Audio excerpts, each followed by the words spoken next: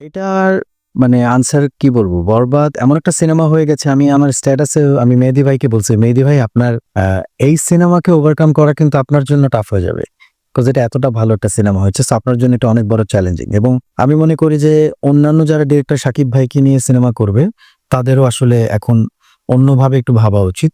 কারণ এই লেভেলের সিনেমার এর থেকে নিচে আর সম্ভব না। এর থেকে বেটার কিছুই করতে হবে। সো মানুষ এখন 'বরবাদের' মতো সিনেমা দেখে ফেলেছে।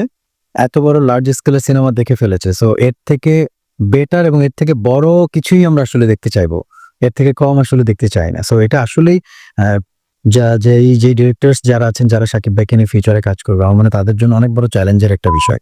এবং এই ক্ষেত্রে প্রোডিউসারও অনেক বেশি ভূমিকা রাখবে। কারণ আমার কাছে মনে হচ্ছে 'বরবাদ' ভালো হওয়ার পেছনে আরেকটা অন্যতম ভূমিকা রেখেছে 'বরবাদের' যেই বাজেট, 'বরবাদ' একটা বিগ বাজেটের সিনেমা ছিল এবং বাজেটটা ভালো ছিল বোধহয় হয়তো এত সুন্দরভাবে মেহেদী ভাই তার যে মনের ভাবনাটা, তিনি যেটা চাইছেন সেটাই হয়তো তিনি দেখাতে পেরেছেন। কজ সেটার বাজেটটা হয়তো সে ওই সাপোর্টটা হয়তো সে পেয়েছে। অনেক সময় ডিরেক্টররা আসলে অনেক কিছু করতে চায়, কিন্তু হয়তো বাজেটের কারণে সেটা করতে পারে না। সো সেক্ষেত্রে ডিরেক্টরদের আমি সবসময় মানে এটা আসলে তাদের দোষ দিয়েও লাভ নেই। কজ তারা তো আসলে প্রোডিউসার না, তারা তো মেকার। তারা যেভাবে বানাতে চায় হয়তো সেই বাজেটটা না পেলে তারা হয়তো বানাতে পারে না।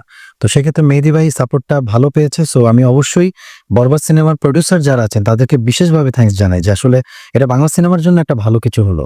সো নেক্সট আরো যারা এরকম প্রোডিউসার আছে বাংলা সিনেমা আরো প্রোডিউস করুক।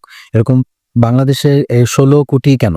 আমি চাইবো যে বাংলাদেশে এরপরে ৫০ কোটি ১০০ কোটি বাজেটের সিনেমা হবে এবং সেই সিনেমা দিয়ে আমরা ৫০০ কোটি ১,০০০ কোটি টাকা ইনকাম করব কোনো একটা সময়। এটা আমাদের স্বপ্ন থাকতেই পারে।